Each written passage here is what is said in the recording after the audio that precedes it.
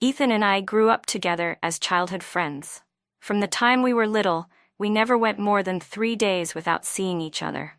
But ever since I confessed my feelings to him, he started avoiding me. He even went so far as to hire bodyguards to keep an eye on my every move. As soon as I appeared within a 1-kilometer radius of him, they would immediately remind me to leave. That became the phrase he repeated the most to his bodyguards and friends. So, as he wished, I stopped chasing him. Instead, I agreed to go on blind dates with the men my parents introduced and eventually got married. Yet the same man who had worked so hard to avoid me suddenly wouldn't leave my side. "Mom, I'm free this weekend. I can go on that blind date you mentioned." Holding my phone, I finally made the call home. Because of Ethan, my marriage had been delayed for 3 years. Hearing my voice, my mom sounded overjoyed. "Really, Anna? That's wonderful. I'll arrange everything right away. I'll find you someone tall and handsome. Once I confirm the location, I'll send you the address." "I'm so happy you finally came around. You know your father isn't getting any younger, and his health isn't great. His only wish now is to see you get married while he still has the energy to help take care of your future children." Hearing my mother's words, my eyes welled up with tears. I had spent 3 years chasing after Ethan, disappointing my parents' expectations, but in the end, all of it was for nothing. Ever since I confessed to him 3 years ago, he had been avoiding me. Now, seeing him even once felt more difficult than reaching the heavens. If I counted the days, the last time I saw him was 13 days ago. Our companies were collaborating on a project, and he had no choice but to meet with me. "Anna, I didn't expect to see you here. It hasn't been that long, but you've gotten even prettier." His words were always smooth and empty, but his actions made his boundaries crystal clear. Since we were at work, I forced myself to suppress the urge to get close to him and pour out my feelings. I endured it until we finished discussing business and signed the contract. As soon as he was about to leave, I couldn't hold back anymore and stepped in front of him. "Ethan, since we signed such an important contract today, why don't we have dinner to celebrate?" He kept his eyes on his phone, not even bothering to lift his head. "I have plans." But I clearly saw what was on his screen. He was chatting with another woman. "Sweetheart, you signed the contract today. As a reward, let's have dinner together."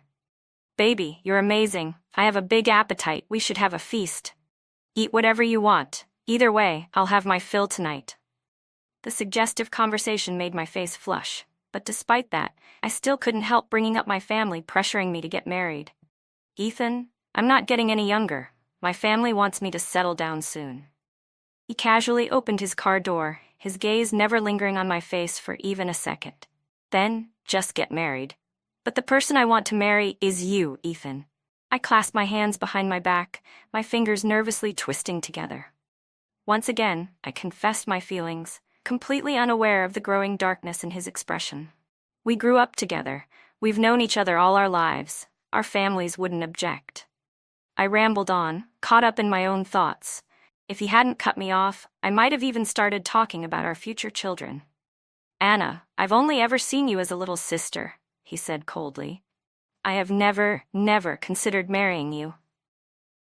He took a deep drag from his cigarette and then blew the smoke directly in my face. The acrid scent choked me, making me cough violently. I stumbled back, gasping for fresh air. Ethan knew I had asthma. He knew I couldn't tolerate cigarette smoke. Yet, he still chose the cruelest way to reject me. "Anna, just look at you, weak and sickly. What makes you think you're worthy of me? I really don't want to be disgusted by your oxygen-deprived face while I'm in bed with someone else." My thoughts were suddenly interrupted by an employee at the mall.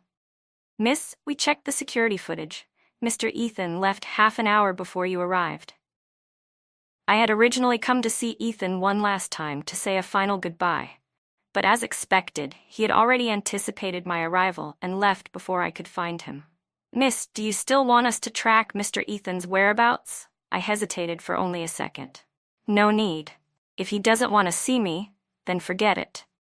After all, when I get married, the wedding invitation will eventually reach him. Sooner or later, he'll find out." Since I had finally decided to stop chasing after Ethan, I returned to my small apartment and started packing my belongings. It was time to move back in with my parents. 3 years ago, just because of one casual remark from Ethan, I had moved out of my family home and lived alone. But when the 3-year mark finally came, I worked so hard to find him again, just to ask if he still meant what he had said. Ethan, I've already lived on my own for 3 years, just like you asked, and I've proven that I can take care of you and myself. Do you still mean what you said back then? When I brought up the past, Ethan's expression showed no trace of recognition. He even asked, "What did I say 3 years ago?" His question left me speechless. But clinging to my last shred of hope, I reminded him. "You said that if I could live independently for 3 years, you would consider being with me." After my reminder, Ethan finally seemed to recall, but he only chuckled, waving a hand dismissively. "No need to consider. I refuse." I let out a quiet sigh. Deep down, I had already predicted this outcome. But knowing it in advance didn't make it hurt any less when I finally heard it from his mouth. I silently walked out of the private dining room. Behind me, I could still hear Ethan's unrestrained mockery. A random comment I made 3 years ago, and Anna was dumb enough to take it seriously. I don't even remember saying it, yet she actually had the guts to come and ask me about it. My apartment wasn't large, so it only took me half a day to pack everything. Near my suitcase, there was a black bag filled with jewelry and stuffed animals, gifts from Ethan over the years. But now, I didn't want any of them anymore. A knock sounded at my door. I opened it and handed the black bag to the person outside. It was the second-hand dealer I had contacted. All those gifts Ethan had given me throughout the years were expensive luxury items. But since I no longer wanted them, I figured I might as well sell them. Just as I was dealing with the transaction, my best friend arrived. The moment she saw me, her eyes widened in shock. "Anna, are you crazy? These are your most treasured possessions. How could you just sell them?" I turned to her with a calm smile and showed her my phone screen. The payment had already gone through. Over $1 million. "There's no point in keeping those things. This money is much more useful." "But those were Ethan's birthday gifts to you every year. You've kept them for over 20 years. If he finds out you sold them." Suddenly, I found myself hating the sound of his name. Without hesitation, I grabbed my best friend's hand and pulled her toward the door, cutting her off. "It's done. No point talking about it. You don't tell him. I don't tell him. How would he ever find out? Unless, of course, you're planning to betray me just to please him." She reached out and touched my forehead as if checking for a fever, her mouth hanging open in disbelief. "Anna, you actually got over him? Is this real? Does this mean you're finally letting go of Ethan?" I forced out a bitter smile. "Even if I can't completely let go, what's the point in holding on? Instead of letting myself get hurt over and over again, it's better to give up early. I've moved on. From today onward, I'm a new Anna. And I've already agreed to go on blind dates and get married." My best friend was so stunned that she couldn't even speak for a long time. "Let's go," I said lightly. "I just made a little fortune. Dinner's on me tonight." I never expected to run into Ethan again at the restaurant. What was supposed to be a simple dinner with my best friend ended up turning into a gathering with our entire social circle. I sat quietly on the couch, completely at ease. Unlike before, I didn't cling desperately to Ethan. He sat in the corner of the private room with a woman by his side. The two of them were deep in conversation, completely immersed in each other. Our friends, whether intentionally or not, kept steering the conversation toward me and Ethan. Everyone here knew I had chased after him for over 20 years. In reality, this gathering had been arranged as a chance for them to persuade Ethan to make amends with me. But no one had expected that he would bring another woman along. The lingering smoke in the air made me cough lightly. My friends knew I had asthma, so they were always mindful about smoking whenever I was around, everyone except for Ethan. He took a long drag from his cigarette before pulling the woman in his arms into a heated kiss. My best friend couldn't hold back her anger anymore. She glared at Ethan. "You know Anna has trouble breathing. Can't you at least be a little considerate in an enclosed space like this?" Ethan exhaled a mouthful of smoke, deliberately blowing it into the woman's face before shooting me a provocative look. "If you can't handle it, stay away. I'd rather not have you gasping for air and blaming me for it." My best friend was about to say more, but I held her back. Instead, I quietly changed seats, moving as far away from Ethan as possible. Under the dim lighting of the private room, I thought I saw his expression shift for a brief moment. "I'm sorry, Anna. We didn't expect Ethan to act like this," one of my friends said apologetically. "It's fine. It's actually perfect timing. I haven't seen you all in a while, and who knows when we'll get another chance to meet again." I was laughing and chatting with my friends, reminiscing about childhood memories, when Ethan suddenly appeared beside me. He stubbed out his cigarette, his tone casual and mocking. "What's this? Are you planning to leave the country? Or are you just pretending we don't exist? What do you mean you don't know when the next time will be?" The room fell into silence. I thought about it for a moment and then calmly said, "I'm going on a blind date soon. My family wants me to get married." I didn't want Ethan to misunderstand, didn't want him to think I would still cling to him, still love him. My words made everyone exchange looks of surprise. "Anna, you're still so young. Why the sudden rush to get married?" I held the teacup in my hands and took a slow sip. "I'm not that young anymore. I'm almost 30. Ethan, who had been standing beside me this whole time, suddenly stiffened. Even without looking up, I could feel his gaze fixed on me. His voice was laced with disdain. "Pathetic little trick. Anna, do you really think I'd believe this? If you have the guts, then go ahead. Go on the blind date, get married. Don't think that by playing these games, you'll catch my attention. You know me well enough to know I don't fall for this kind of act. And honestly, it doesn't suit you." I had no idea what Ethan was thinking. Ever since I confessed to him, he had always dismissed me. But today he was acting strangely, going out of his way to speak to me like this. I stood up, meeting his gaze directly. "Ethan, don't worry. I won't chase after you anymore. I won't try to get your attention.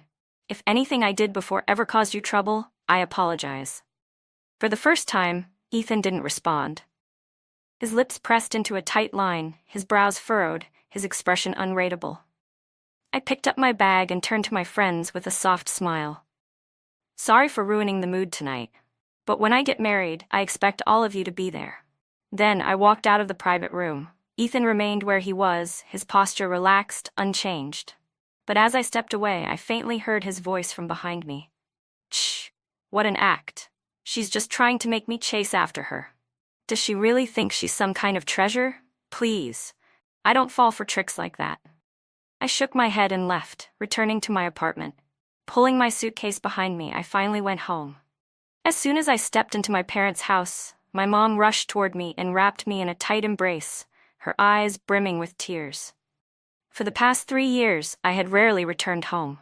Every time I did, I feared that my parents would pressure me into going on blind dates and getting married.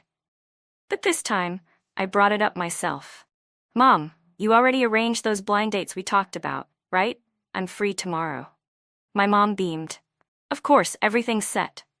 She even pulled out her phone and showed me a collection of photos. "Take a look, Anna. See if there's anyone you like." I couldn't help but chuckle. Amused, I randomly pointed at 2 photos. "Just schedule them at a normal pace. I'll get married soon enough." The next morning, I arrived at the tea house my mom had chosen. I never liked coffee, but I had always loved tea. The process of brewing it always made me feel calm and at peace.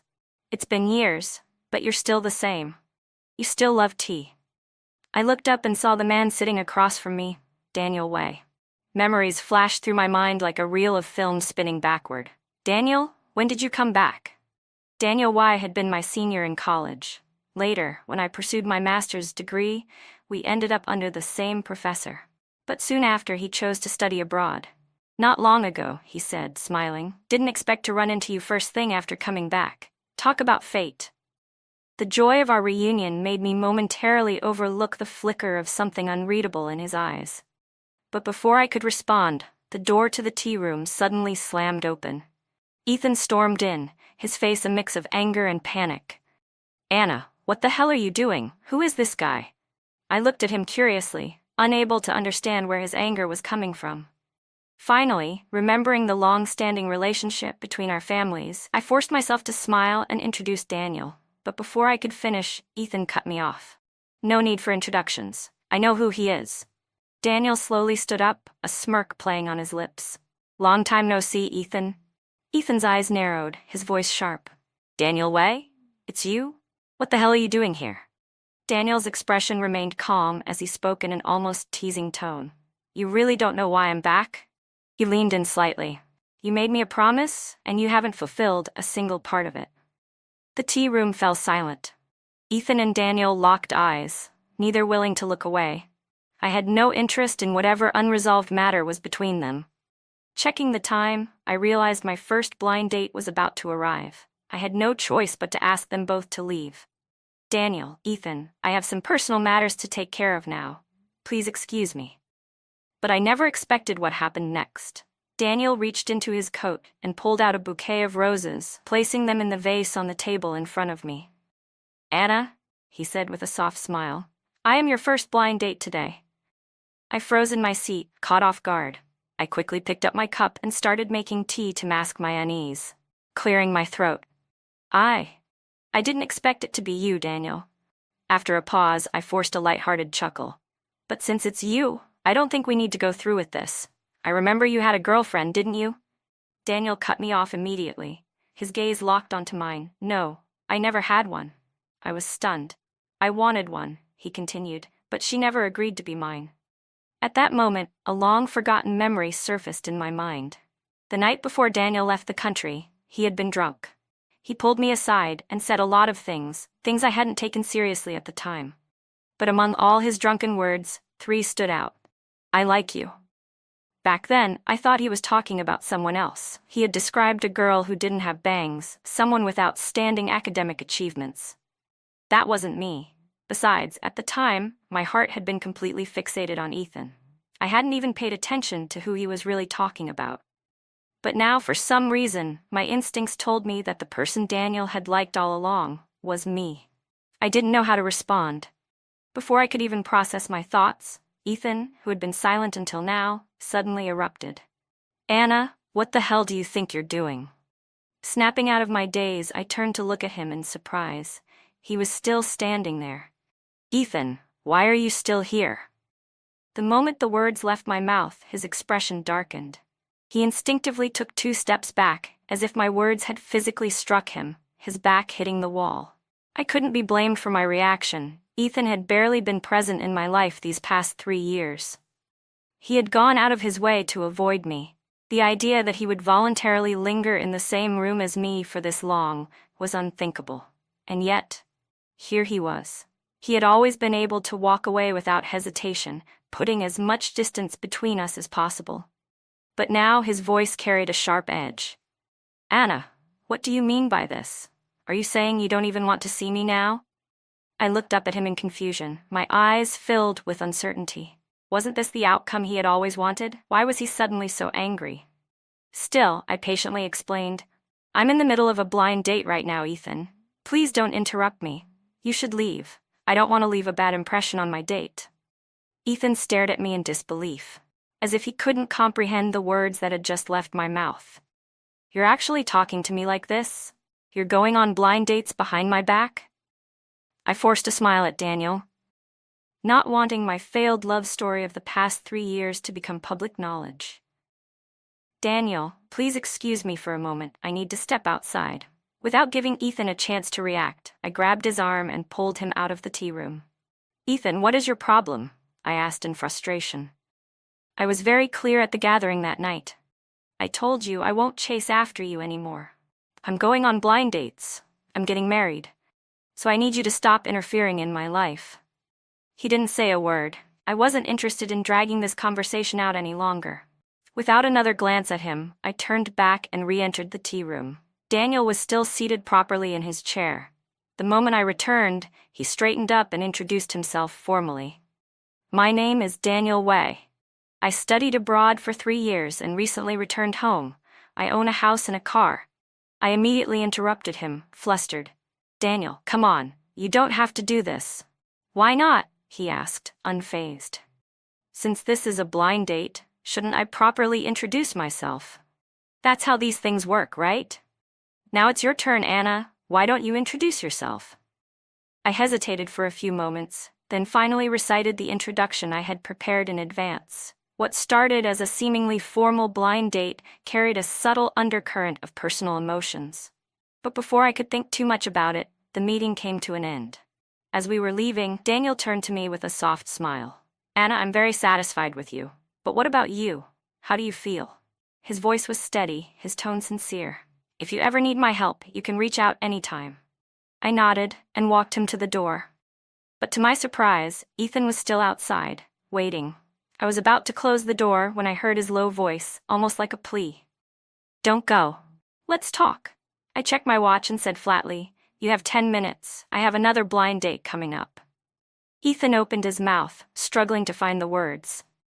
It took him a long time before he finally asked, "Why are you suddenly in such a hurry to get married?" I calmly poured myself a cup of tea, letting the warmth soothe the lingering frustration in my heart. "I want to get married, so I'm getting married. I'm not that young anymore. What's so sudden about it?" His lips parted slightly, as if he wanted to say something more. But I didn't offer him tea. I didn't give him any explanations. For once, I didn't cater to him. Ethan stared at me in silence. In the entire 10 minutes, that was the only question he asked. "Time's up," I said, placing my cup down. "Ethan, please leave.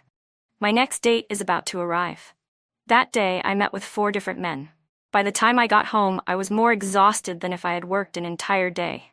The moment I stepped through the door, my mom rushed over to greet me with excitement. "How was it, Anna? Out of the 4 men, did you find anyone suitable? If not, I have more options," I quickly interrupted her, shaking my head. "Today was enough, Mom. No need for more." She gave me a thoughtful nod, but didn't press the issue further. As soon as I finished speaking, I escaped upstairs and collapsed onto my bed. But before I could even settle in, my phone started ringing. I had 2 numbers, one for work and one for personal use. Not many people knew my private number, so I answered, thinking it might be something important. Ethan's voice came through the receiver. "Anna, I want to talk to you about work." I leaned back against my pillow, expression indifferent. "It's after work hours, Ethan. If it's about business, call my work number during office hours." There was a brief silence on the other end before he finally spoke again. "But you weren't at work today, you were on blind dates all day." I stared at my phone, internally cursing Ethan. What the hell was wrong with him? For years he had avoided me at all costs, and now he wouldn't stop bothering me. He hadn't called me once in the past 3 years. But today he decided to break that streak. I sighed and said flatly, "I forgot to tell you, if it's about work, talk to my dad. I'm on leave." Not wanting to explain further, I hung up. But before I could even set my phone down, it started ringing again. I answered, my patience wearing thin. "Ethan, can you not?" "I already said, talk to my dad about work." A chuckle came from the other end of the line, but it wasn't Ethan's voice. "Was that Ethan who just called you?" Hearing the familiar, calm tone, I finally looked at the caller ID. It was an unknown number, not Ethan's. I felt a little embarrassed. "Sorry, Daniel, I mistook you for someone else." "If that's the case, why don't you join me for dinner? It's been a long time since we last caught up." I couldn't find a reason to refuse. Daniel kept switching between talking about our old friendship and casually mentioning my blind dates from earlier. "Fine." I agreed. "Send me the location." I had no idea if Ethan had planted some kind of tracker on me. When I used to look for him, I could never find him. He always knew in advance and disappeared before I even got close. But now that I wanted nothing to do with him, he was everywhere. The moment I arrived at the restaurant Daniel had chosen, I ran into Ethan. His expression was complicated as he looked at me. "Anna, didn't you say you were busy?" I nodded without hesitation. "Yeah, I have dinner plans with my blind date. That counts as being busy, doesn't it?" Ethan's face darkened, his expression growing increasingly stormy. His friends tried to smooth things over, laughing awkwardly. "Come on, Anna, you're joking, right? Blind dates? Let's not kid around. If you keep saying things like that, we might actually believe you." I cut them off, my tone serious. "I already said at the last gathering that I was going on blind dates. This is my date, my senior, Daniel Y." The atmosphere turned ice cold. Ethan clenched his jaw so tightly that I could see the tension in his face. "Enjoy your meal," I said, uninterested in dragging this conversation out. "I have other things to do." Without hesitation, I grabbed Daniel's hand and walked into the private dining room. My friends didn't know how to comfort Ethan, but Ethan? He just stood there, his gaze locked onto our intertwined hands, teeth clenched in frustration. Over the next few days, Ethan kept finding reasons to contact me. I had no choice but to block him. It was almost identical to how he had once treated me, ignoring me, shutting me out completely. One day, Daniel and I had plans to visit our old professor together. I had just settled into the passenger seat of his car when my phone rang. It was my dad. "Anna, do you have time right now?" he asked. "The contract you renewed with Ethan's company, there's been a complication. You need to come handle it." I frowned, already feeling reluctant. "Can't you deal with it, Dad?" But my dad sighed. "That boy from the Davis family specifically requested you. You signed the contract, so you have to be the one to negotiate." I exhaled slowly and hung up, then turned to Daniel apologetically. "I'm sorry, Daniel. There's an issue at work.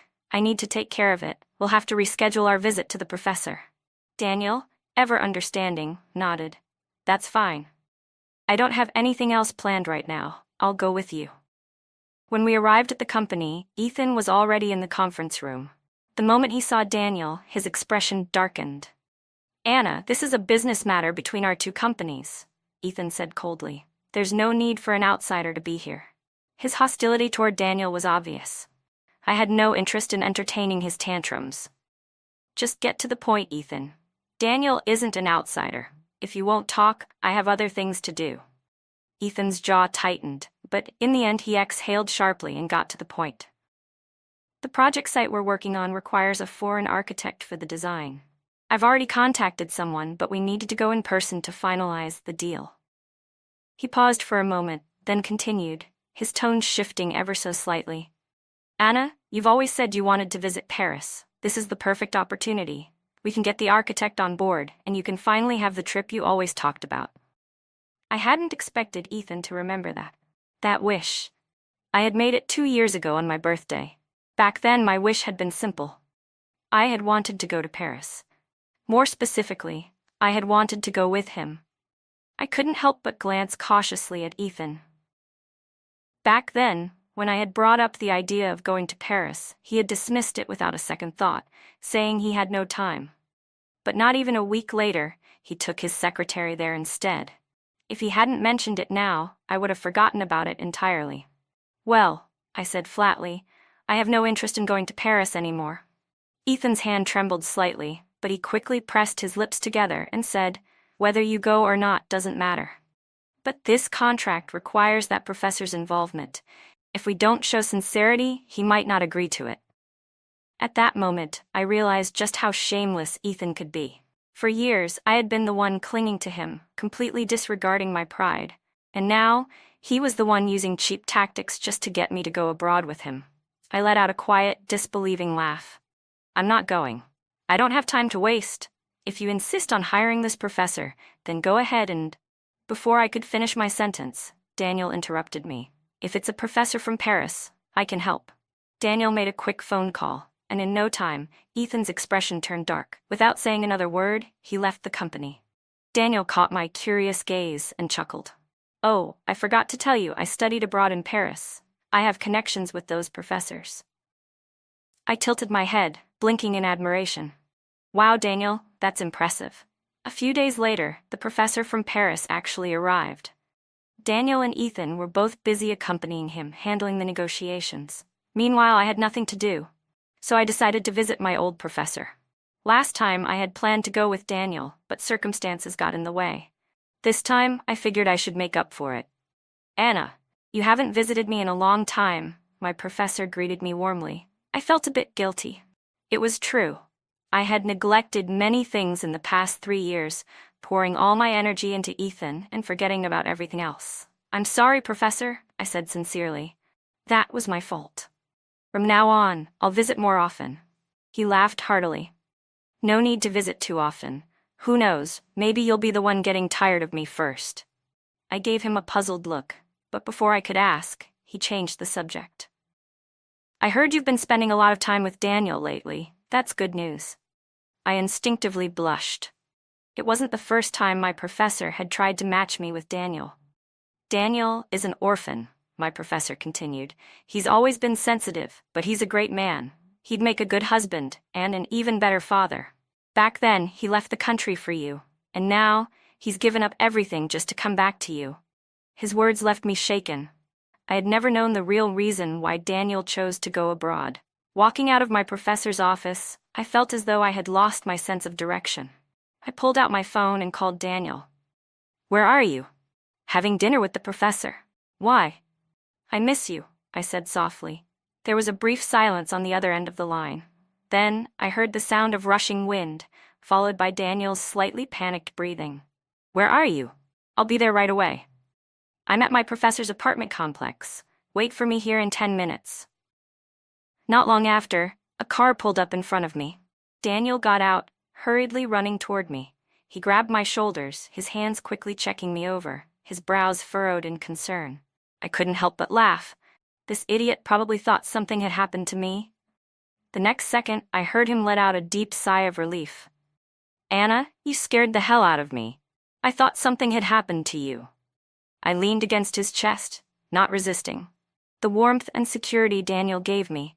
Ethan had never once made me feel like this. "Daniel," I murmured, "did we know each other before?" I felt his body stiffen instantly. A trace of nostalgia flashed in his eyes before he finally nodded. "Yes," he said. "But you forgot about me a long time ago." "But I always remembered you." He hesitated before adding, "In fact, you were my savior." Daniel had grown up in an orphanage. When I was younger, my parents used to take me along whenever they donated to the orphanage. At that time, I had been a wild little tomboy with messy hair, always more reckless than the boys. One day, I helped a small boy at the orphanage, protecting him from the other kids who bullied him.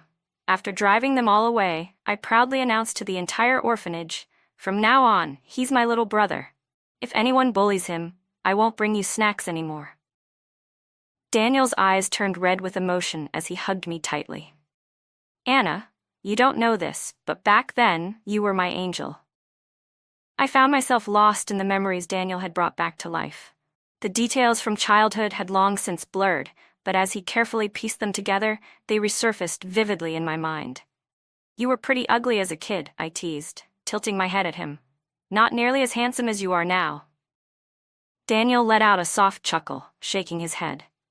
I thought back to the night before he left for abroad, the drunken words he had whispered to me. "So Daniel, everything you said back then, it was all true?" His gaze locked onto mine, unwavering and filled with sincerity. "Of course, it was true," he said.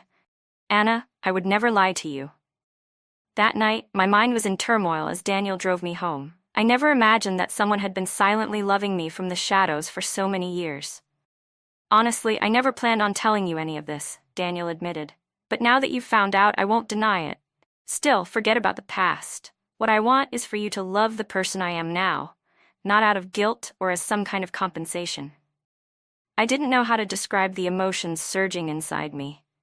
It was something Ethan had never given me. Growing up in a world driven by profit and transactions, I had learned that every favor required a return.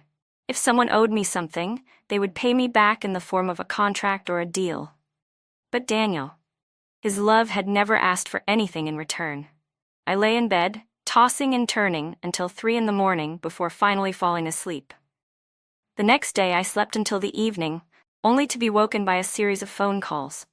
It was my best friend, inviting me to a gathering. When I arrived, I realized it was less of a gathering and more of an intervention. There were quite a few friends present. And Ethan, he was seated at the head of the table. This was his doing. He knew I wouldn't accept his invitation directly, so he had used my best friend to lure me here. Ethan smiled, pulling out the chair beside him. "Anna, you're finally here. I've been waiting for you. Come, sit." Without hesitation, I swapped seats with a friend, sitting near my best friend. "You sit there," I said firmly. "You all know I can't stand the smell of smoke. Ethan smokes too much. It's better if I sit by the window." Ethan's face darkened instantly, and for a fleeting moment, there was a trace of sadness in his eyes. This was the consequence of his own actions. The karma of his past cruelty had finally come back to haunt him. Sensing the tension, my friends quickly started chatting again, trying to liven up the mood, making excuses on Ethan's behalf. I found it laughable. Did they really think words could undo everything? So I cut them off with a short, decisive statement. I'm getting married. The table fell silent. I want to thank everyone for looking after me all these years, I continued. In a few months, I'll be getting married. Right now, my fiancé and I are finalizing the wedding date. Ethan froze, his eyes widening in disbelief. His voice rose. You're marrying Daniel? I didn't deny it. I simply nodded. Anna, why are you marrying him? He demanded. Do you even know what he's done? He gave up on you once. If you marry him, you'll only end up hurt. He didn't give up, I said calmly. He just chose to love me in a different way. But you, on the other hand, made a deal with him. I cut him off, my voice unwavering. Then you avoided me like the plague. Ethan stood there, momentarily speechless. After a long silence, his voice came out hoarse. So, you know everything. Daniel had always known about my feelings for Ethan. That was why all those years ago, he had made a deal with Ethan before going abroad. At the time, Ethan's family company lacked expertise in a crucial foreign technology. Daniel had gone overseas specifically to study that technology, only to return and gift it to Ethan's company. His only request? That Ethan treat me well. But you broke your promise, didn't you? I said, my tone light but firm. Ethan, you have no right to say anything bad about Daniel. The only person who ever wronged me was you. I won't cling to you anymore, I added, and I hope you won't cling to me either. Ethan collapsed into his chair, drained of all strength. The rest of our friends fell silent too.